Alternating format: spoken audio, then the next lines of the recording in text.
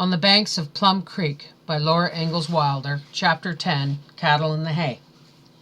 Summer was gone, winter was coming, and now it was time for Pa to make a trip to town. Here in Minnesota, town was so near that Pa could be gone only one day, and Ma was going with him.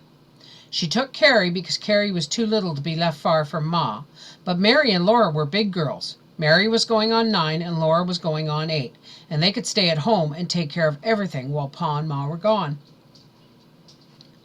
For going to town, Ma made a new dress for Carrie, from the pink calico that Laura had worn when she was little. There was enough of it to make Carrie a little pink sunbonnet. Carrie's hair had been in curl papers all night. It hung in long golden round curls, and when Ma tied the pink sunbonnet strings under Carrie's chin, Carrie looked like a rose. Ma wore her hoop skirts and her best dress, the beautiful challis with the strawberries on it that she had worn to the sugaring dance at Grandma's long time ago in the big woods. "Now be good girls, Laura and Mary," was the last thing she said. She was on the wagon seat with Carrie beside her. Their lunch was in the wagon. Pa took up the ox goad. "We'll be back before sundown," he promised. "Whoop," he said to Pete and Bright. The big ox and the little one leaned into the yoke, and the wagon started. "Goodbye, Pa. Goodbye, Ma. Goodbye, Carrie. Goodbye," Laura and Mary called after it. Slowly the wagon went away. Pa walked beside the oxen. Ma and Carrie, the wagon, and Pa all grew smaller till they were gone into the prairie. The prairie seemed big and empty then, but there was nothing to be afraid of. There were no wolves and no Indians. Besides, Jack stayed close to Laura. Jack was a responsible dog. He knew that he must take care of everything when Pa was away. That morning Mary and Laura played in the creek among the rushes. They did not go near the big swimming hole. They did not touch the straw stack. And at noon they ate corn dodgers and molasses and drank the milk that Ma had left for them. They washed their tin cups and put them away. Then Laura wanted to play on the big rock, but Mary wanted to stay in the dugout. She said that Laura must stay there too. "Ma can make me," Laura said, "but you can't." "I can so," said Mary. "When Ma's not here, you have to do what I say because I'm older." "Well, you have to let me have my way because I'm littler," said Laura. "That is Carrie. It isn't you. If you don't do what I say, I'll tell Ma." "I guess I can play where I want to," said Laura.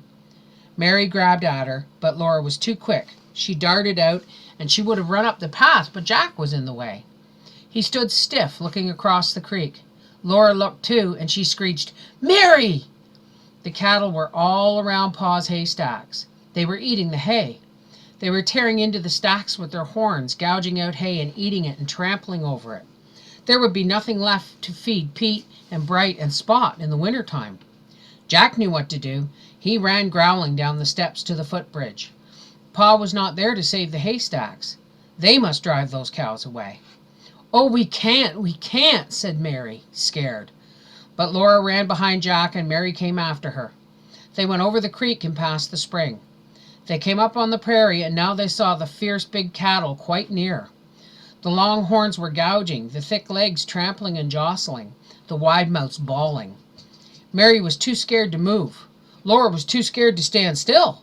She jerked Mary along. She saw a stick and grabbed it up and ran yelling at the cattle. Jack ran at them, growling. A big red cow swiped at him with her horns, but he jumped behind her. She snorted and galloped. All the other cattle ran humping and jostling after her, and Jack and Laura and Mary ran after them. But they could not chase those cattle away from the haystacks.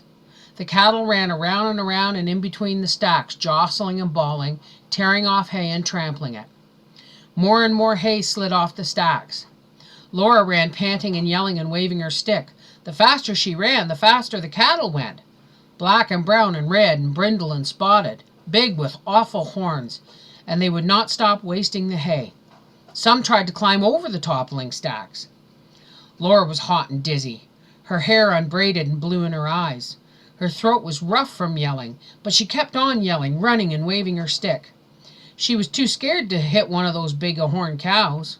More and more hay kept coming down, faster and faster. They trampled over it. Suddenly Laura turned around and ran the other way. She faced the big red cow coming around the haystack. The huge legs and shoulders and terrible horns were coming fast. Laura could not scream now. but she jumped at that cow and waved her stick.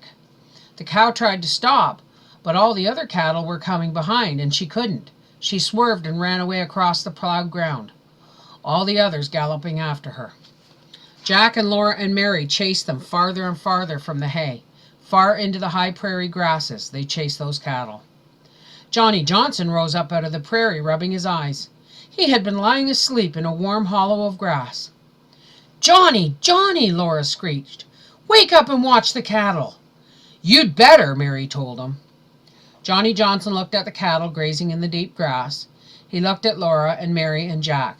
He did not know what happened, and they could not tell him because the only words he knew were Norwegian. They went back through the high grass that dragged at their trembling legs. They were glad to drink at the spring.